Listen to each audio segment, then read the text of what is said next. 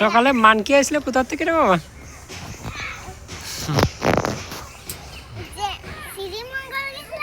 হ্যাঁ হ্যাঁ। ও আরে সকালে এখানে কোথায় মাংকি দেখছিলে? সকালে দেখছিলে না? ওই তুষ্টি দিদিদের ওইখান থেকে ছাদ থেকে, তারপরে যে কাকলি দিদির ছাদের ওইখানে এসে বেগুন নিয়ে গেল, দেখছিলে না তুমি?